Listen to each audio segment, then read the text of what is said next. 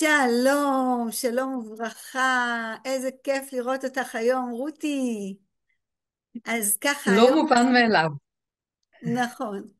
אז היום אנחנו פוגשים את רות או רותי דקל, שהיא ציירת מוערכת וסופרת, היא מתקשרת, היא גם מטפלת ומאבחנת דרך ציורי מנדלות ומעגל הצבעים האינדיאני. היא מנחת סדנאות להעצמה אישית וקבוצתית ומתנדבת סדרתית. ואת כל הכישרונות האלה רותי החלה ליישם בעיקר אחרי הפרישה ממערכת החינוך.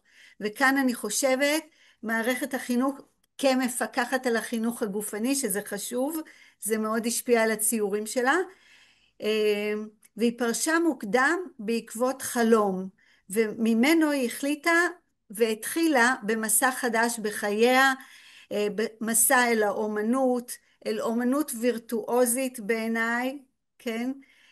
כך אני רואה את ציוריה של רותי, שמפקחת על החינוך הגופני. היא החלה מציירת דמויות וירטואוזיות עם יכולת קליטת התנועתיות של האדם, ואת עלות הציורים היא מעבירה לעמותות המטפלות בילדים חולי סרטן. אז אני חושבת שיש לנו כאן המון השראה, גם על האפשרות להתחיל אחרי מה שנקרא הפרישה והפנסיה, וגם הרוח ההתנדבות המפוארת הזאת שלך, רותי. אז ב-20 השנה האחרונות רותי הספיקה להציג תערוכות בארץ ובחול. היא אישה לעופר, החבר שלה, מגיל 13, ואימא לשלושה ילדים וסבתא ל11 נכדים. אז שלום וברכה, רותי. שלום, שלום. ספרי לנו בבקשה על הרקע המשפחתי של הכישרון האומנותי שלך ושל כל המשפחה, וכיצד את גילית את הכישרון שלך. טוב, אז אני רק חוליה בשרשרת. סבא שלי היה צייר, אימא שלי הייתה ציירת, אני ציירת, אחת הבנות שלי ציירת, וכל הנכדים שלי כמעט הם ציירים. אבל אני רוצה להשוויץ ולספר לך, כמו סבתא גאה, על הנכד שלי יאלי, יאלי אלברט. היום הוא בן 18, הוא צייר היפר-ריאליסט. הוא משתתף בתחרויות בינלאומיות לציירים צעירים. עכשיו הוא חזר מתחרות בה הוא זכה במקומות ראשונים במקדוניה, תחרות שהשתתפו בה 100 ילדים, נערים ונערות, מ-22 ארצות. אבל הסיפור של יאלי הוא יותר מורכב, כי בגיל 11 אז רגע, הוא רגע, פה חלה בסרטן. לפני שאת מספרת על זה, אני רק באמת רוצה לשאול פה את השאלה של איך הגעת למקום כזה שאת לוקחת את כל התגמולים מהציורים שלך ונותנת זאת לעמותות המטפלות בילדים חולי סרטן. אז בגיל 11 יאלי חלה בסרטן נדיר. הוא נזקק לתרומה של מוח עצם, ואלה היו שנים ממש מאתגרות, עם כימותרפיה אגרסיבית, בידוד קשה, שזה לא הבידוד של הקורונה שהוא יותר פשוט, ובאותם שנים מאוד נעזרנו בעמותות שמטפלות בילדים חולי סרטן, ואני מלאת הכרת תודה ושמחה שאני יכולה לגמול להם בדרך שלי. זה מעניק לי תחושת ערך ומשמעות. במשך כל החיים שלי אני שילבתי עבודה עם הגוף כמפקחת, כמורה לחינוך גופני, עם האהבה שלי לציור ואומנות. אני כתבתי ספר עם חברתי עדנה בוקשטיין שנקרא מעגלי ההליכה האיכותית. ובספר הזה אני גם שילבתי ציורים שלי. למשל, בפרק על הליכה לאורח חיים בריא ופעיל, ציירתי אישה הולכת על החוף עם שמשייה ושני כלבים. לא ציירתי אותה מהדמיון, זו אישה אמיתית שאני פוגשת כל בוקר בים. אני מציירת גם כביטוי, לרגשות שלי, אבל לא רק, אני גם מטפלת ומתקשרת דרך ציורי מנדלות. מנדלה שמאפשרת לנו לקבל מסרים מהתת מודע. דרך נוספת שבה אני עוזרת לאנשים למצוא את המהות שלהם, זה דרך מעגל צבעים אינדיאני. אני לא אפרט פה מה זה, כי זה ייקח עוד שעה. אבל גילי, נדמה לי ששמעתי שלך יש במרכז שלך סגול, וסגול זה צבע של ההודיה, הכרת התודה, איזון וריפוי, חשיבה רוחנית. את מזהה את עצמך? לגמרי, זה בדיוק הסגול והמהויות שלי, המהות הטיפולית. תודה, תודה על הטיפ. באהבה?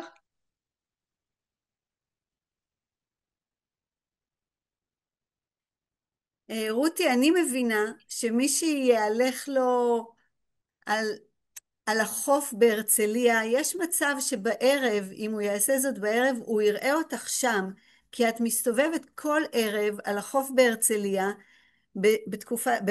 בשעות השקיעה, הולכת על שפת הים, מחייכת לאנשים שהיו זרים לך עד לפני רגע, ומבקשת לצלם אותם בתנועה, ואחר כך מציירת אותם. מה, את פשוט ככה מתחילה לדבר עם זרים בגילך? כן, וזה לא מביך אותי, כי אני בגילי, בת 75. לעתים הקשר הזה עם האנשים נמשך הרבה שנים. היקום מזמן לי פשוט אנשים בתנועה, כמו שאישה בהיריון רואה רק נשים בהיריון, אני רואה אנשים בתנועה. וכמו שסיפרת, אני מבקשת לצלם אותם, מתחילה לדבר איתם, ואת התשלום אחר כך, אחרי שציירתי אותם ואני שולחת להם את הציור, אני מבקשת להמיר לתרומה לעמותות האלה שסיפרתי עליהן קודם, שעוסקות ברווחה לילדים חולי סרטן. למשל זיכרון מנחם, עזר מציון, מאור איש הלגו, שהוא קיבל, הדליק משואה ביום העצמאות על הפעילות שלו לפני שנתיים. כשיאלי נגיד היה בבידוד, ולא רק הוא, אז מאור נכנס, התמגן לגמרי, נכנס לחדר של חדר הבידוד הזה במחלקה האונקולוגית, ופשוט הביא לגו שמתאים לאישיות של אותו ילד. והעיסוק הזה בלגו עזר מאוד להעביר את הזמן בין בחילה להכאה וכל כל הכיף שיש במרכאות בטיפולים הכימותרפיים. אני נגיד פוגשת אנשים מוכרים, כי כשהולכים כל יום פוגשים את אותם אנשים כמעט. גידי המציל, למשל, מציל מיתולוגי מהחוף הנפרד בהרצליה, הוא מודל שלי של כמה ציורים, והוא הפך לחבר. אני חייבת להגיד שמאוד מאוד התרשמתי, באמת, וזה כל כך ראוי להערכה, שבעצם כל ציור שאת מציירת, במידה והאדם שציירת אותו רוכש אותו, אז הציור הזה, התשלום פשוט עובר לעמותות האלה, וזה רוח התנדבות כל כך מדהימה, באמת, באמת, כל הכבוד, ממש. אז אני מסתכלת על הציורים שלך, אני מכירה אותך קצת, ואני חייבת להגיד שזה ציורים מאוד מיוחדים, שיש בהם גם אבסטרקט וגם דמויות, דמויות שמצוירות ברמה פיגורטיבית מדהימה ובאמת וירטואוזית, שאת קולטת את התנועתיות בדמויות האלה, וזה, אני מאוד אוהבת את זה. אז יש לך סגנון ציורי, והיו לך תערוכות רבים בארץ ובעולם. אז ספרי לי קצת בבקשה בפירוט על האומנות שלך. כמו שאמרת, זה משלב אצלי בציורים את הנטורליסטי ואת הריאליסטי.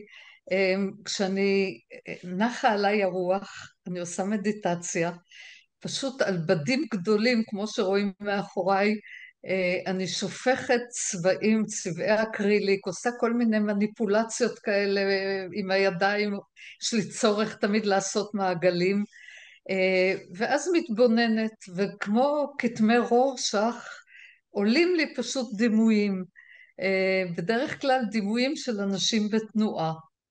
ואז מתוך כל האוסף שיש לי של האנשים שאני מצלמת, אני מציירת משהו שמרגיש לי שמתאים לאותו ציור, ואותו אני מציירת בצורה ריאליסטית. אני גם מציירת הרבה, מאז שיאלי חלה, אנשים על שפת הים. אני מציירת אותם כי אני כל כך אוהבת ללכת בשקיעה. האורות מתחלפים, הצבעים של הים, הגלים, הצבע של השקיעה, ואז זה נותן לי השראה לרקע אחר מהרקע הזה שאני רגילה גם לצייר, ואני מציירת את האנשים האלה בתנועה. לפעמים יש לי גם ציורים ממש נבואיים. למשל לפני כמה ימים, ממש לפני המלחמה הזאת, הייתי על שפת הים, ואני אוהבת לצייר דרך כדור, לצלם דרך כדור בדולח שהופך את הכל, השמיים הופכים להיות למטה, הארץ למעלה, ואני ציירתי על המזח את הכדור הזה, כדור הבדולח מתגלגל. לא יודעת אם אפשר לראות, אבל אני אראה ציור ממש אפוקליפטי. הציור הזה כאילו מנבא את מה שעמד לקרות. היו ימים שקטים, אבל השמיים לא היו כל כך שקטים, וזה כמו נבואה היה. מה עוד אני אספר על הציורים? זה קשה לי להראות. מסקרן אותי איפה הצגת בעולם.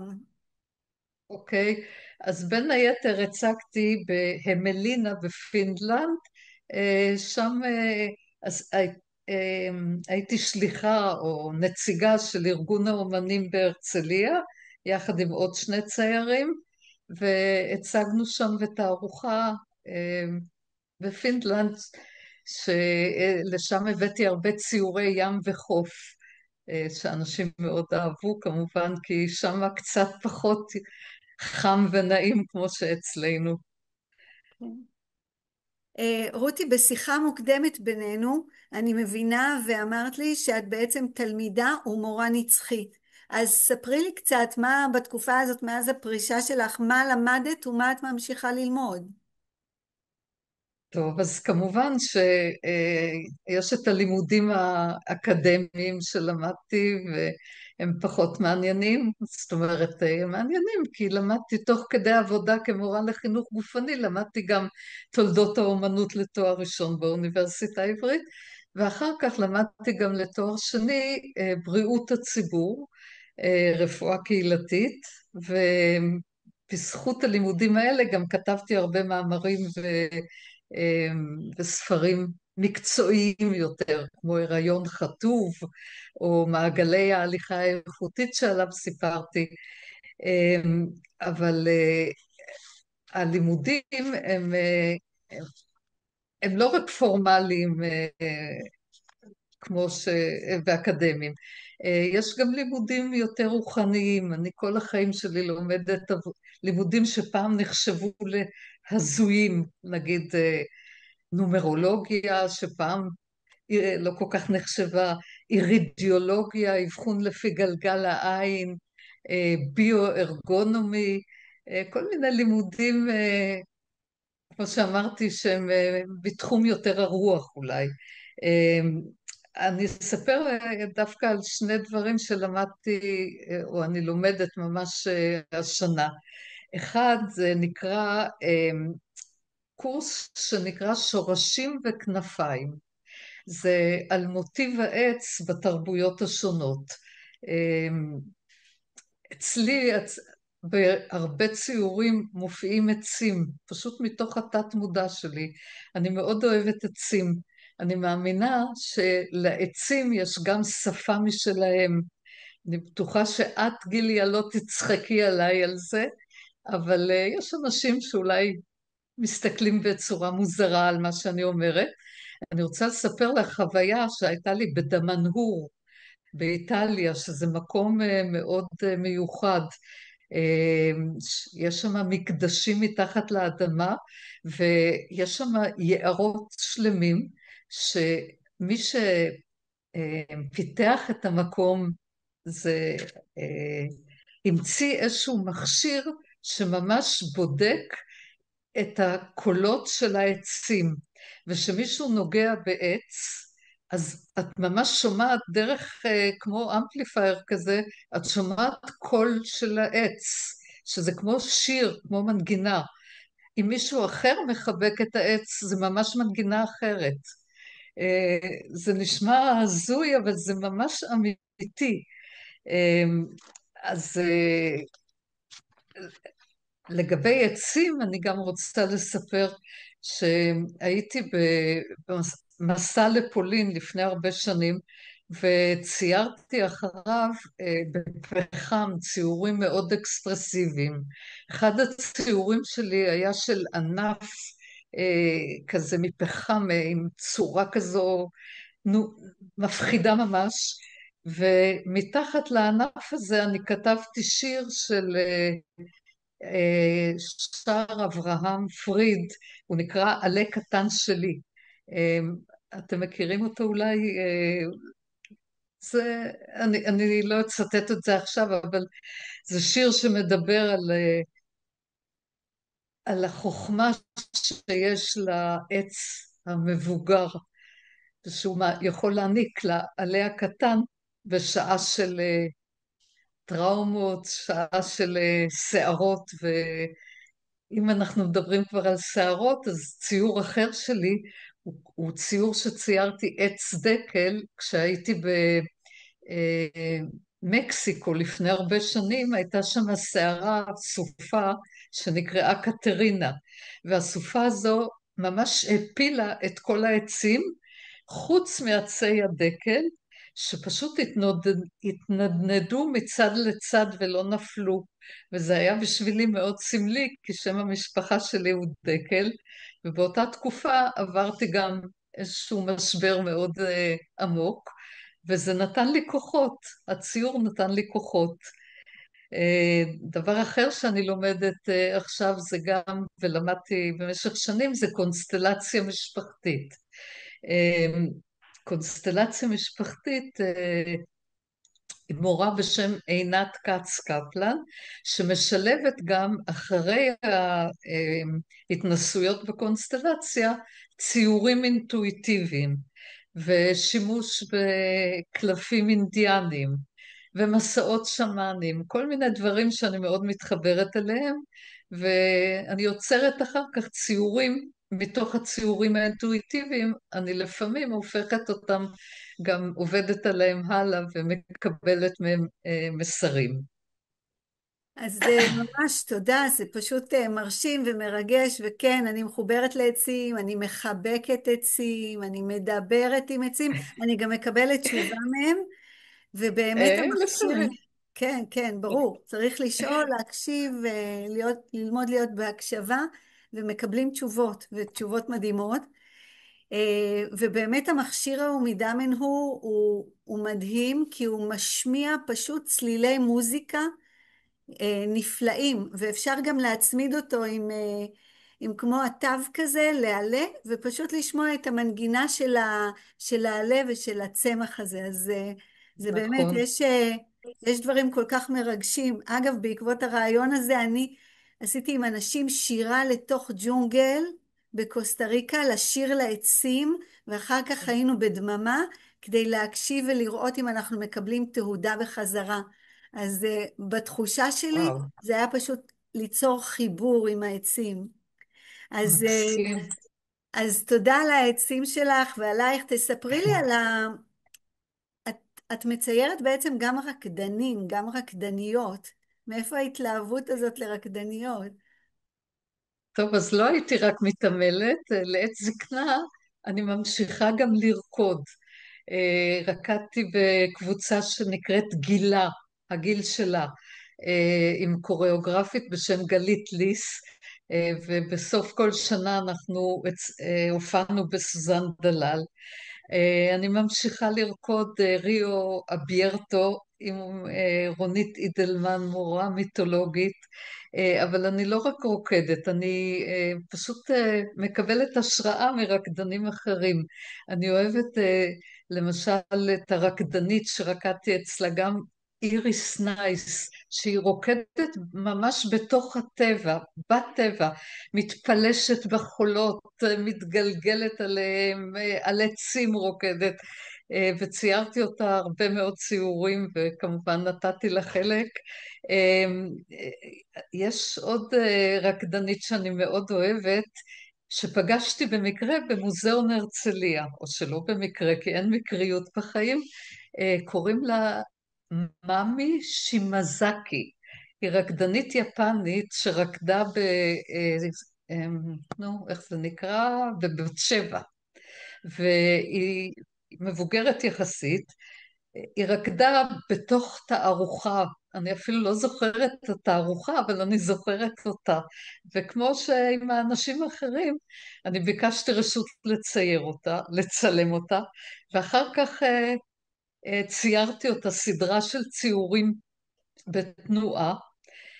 את הציורים האלה אני גם הצגתי בתערוכת יחיד שהייתה לי לפני שנתיים, לפני המלחמה קצת, בבית יד לבנים ברעננה, ומאמי המקסימה הזאת הגיעה לתערוכה והצטלמה גם ליד הציורים באותן תנוחות.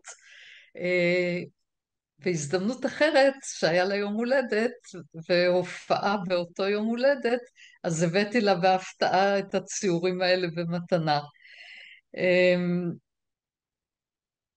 מי המורה מה, שלימדה אותך לצייר את הדמויות בצורה כל כך וירטואוזית? איך אני מציירת? יש לי פשוט מורה מצוינת שקוראים לה איסנה מאירוביץ'. לאיסנה יש סטודיו שבו אנחנו מציירות כמה ציירות ותיקות שמציירות ומציגות בתערוכה, בתערוכות שונות, ואיסנה, הייחודיות שלה שהיא מאפשרת לנו לכל אחד בעצם לפתח את הייחודיות שלה. היא לא מורה כזו שרוצה שכולם יציירו בשטנץ שלה, יש מורים כאלה. וזכות גדולה ללמוד אצלה. אני, גם חוץ מזה, זה חלק מהחיים שלי, אנשים בתנועה, הגוף שלי בתנועה, אני חיה את הגוף בתנועה וקל לי לצייר את זה, זה פשוט טבוע בי, מוטבע בי. כן, ויש עוד משהו שזה גם משהו שאת מתעסקת בו עכשיו לפרנסתך, שבעצם תראי איזה יופי, מי שראיינה אותי זו רותי טל, שהיא מורה למעגל הצבעים האינדיאני, ועכשיו אני מראיינת אותך, רותי דקל, על מעגל הצבעים האינדיאני, שאת גם עוסקת בזה, ולמדת מרותי טל שלנו. אז ספרי לנו קצת יותר בהרחבה על מעגל הצבעים האינדיאני, ומה אדם יכול לקבל מזה כשהוא מגיע אלייך. אה, סליחה, אבל אם אני אתחיל לדבר על זה, זה ייקח לי שעה. אני דווקא רוצה לספר על השרשרת הזו שהתחלת בה, כי את הגעת אליי ודיברנו על רותי טל. עכשיו אני מדברת על איסנה, ואני מתכוונת להעביר את השרשרת הזו לאיסנה בעצמה. אה, מקסים. אז זה נחמד שיש רצף כזה. מקסים.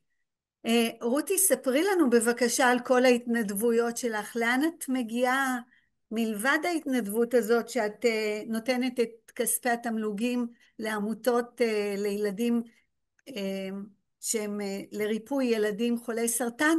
אז ספרי לנו עוד על ההתנדבויות שלך. אני יודעת שאת עושה את זה המון.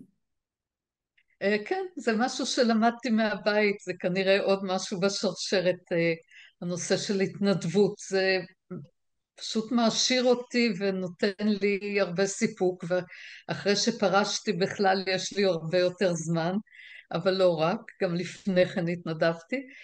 אני אספר על כמה דברים אחרונים. למשל, יש צייר, היה לצערי שנפטר, צייר מדהים, מאוד מיוחד בשם יגאל ליכטנשטיין. תחפשו עליו בגוגל. הוא היה מתמודד נפש שחי תקופה ארוכה במערות, בחוף הרצליה, ממש ליד ניסים, שהמערות, איש המערות שנקרא, והוא עבר לדיור כזה של עמידר, ושם הוא חי בעוני מחריד, ועזרתי לו בין היתר, ליוויתי אותו כמה שנים, ועזרתי לו בין היתר להשתתף בתערוכת יחיד. בתערוכה הזאת יעל גרמן, שהייתה ראשת העיר הרצליה, קנתה ממנו כמה ציורים, ועם הכסף שהוא הרוויח מהציורים שהוא מכר, פשוט קנינו לו מזגן. תארי לך לגור בהרצליה בלי מזגן. אז זה אחד האנשים שהתנדבתי וליוויתי. אבל אני רוצה גם לספר על הספר האחרון שכתבתי בהתנדבות, במסגרת שנקראת סיפור נקודה חיים. זה ספר שכתבתי עכשיו אחרי המלחמה לזכרו של לוחם ימ"מ שלא הכרתי קודם, בשם בר סיוון. ולמה אני מספרת עליו בין היתר? כי כדי להתחבר לנשמה שלו, אני פשוט ביקשתי צילומים שלו, וציירתי לכריכה של הספר את הציור שלו עם הכלב שלו סאן. אני מנסה להראות, אני לא יודעת אם רואים? רואים? כן, כן, רואים. אוקיי. אז זאת התנדבות גם שנמשכה די הרבה זמן, עד עכשיו למעשה, עד שהספר יצא לאור. אני גם אוהבת לתת סדנאות לאנשים שמתנדבים בעצמם. למשל, ציינתי קודם את עמותת זיכרון מנחם, אז במסיבת סיום של הנערות המקסימות שמשרתות שם כ... איך זה נקרא? בנות שירות, נתתי להם למסיבת הסיום סדנה של מנדלות וקלפים, או סדנה שנתתי בהתנדבות למתנדבות בעמותה שנקראת אחות גדולה. זו עמותה של אח גדול, אחות גדולה, והחיילות הבודדות שנמצאות בעמותה הזו שהפכו למתנדבות בעצמם, נתתי להן סדנה גם של שפיכות צבע, פורינג וקלפים, או מנטוריות שמתנדבות איתי במיזם שאני מתנדבת בו בעצמי, שנקרא איתך לאורך כל הדרך, שמלווה נשים מוכות במעבר שלהם מהמעון לנשים מוכות רותי, לדירת מעבר. רותי, אני שומעת שאת מתנדבת, ואני יודעת שיש לך עוד רשימה ארוכה של התנדבויות. אנחנו ממש לקראת סיום. אנשים שרוצים להגיע אלייך, איך הם יכולים להגיע? אני יודעת שכל הרשימה של הפייסבוק שלך והאינסטגרם נמצאים כאן למטה, אבל למה הם יכולים להגיע? מה את מציעה לאנשים? אני מציעה להם פשוט להיכנס לאתר שלי או לפייסבוק, אבל מה שאני מציעה זה עובר בדרך כלל רק מפה לאוזן, זה תקשור שבו אני עוזרת להם למצוא מסרים מתוך הציורים שלהם ומתוך מעגל הצבעים האינדיאני. וכמובן מי שרוצה לקנות ציורים שלי מוזמן להסתכל באתר, שהכתובת שלו בטח מופיעה באיזשהו מקום פה בפודקאסט. אז תודה וואו. רבה. רותי, תודה רבה לך ועלייך, על האישיות המופלאה שלך ועל כל המתנות שלך שאת מביאה לנו לעולם שכל כך נזקק לאור וצבע וחמלה ונחת, ובאמת כל הכלים האלה שאת מביאה אותנו לחיבור פנימה. אז אני ממש מודה לך על הרעיון הזה, ותמשיכי עד 120 בכל מה שאת עושה. תודה לך שבחרת בי.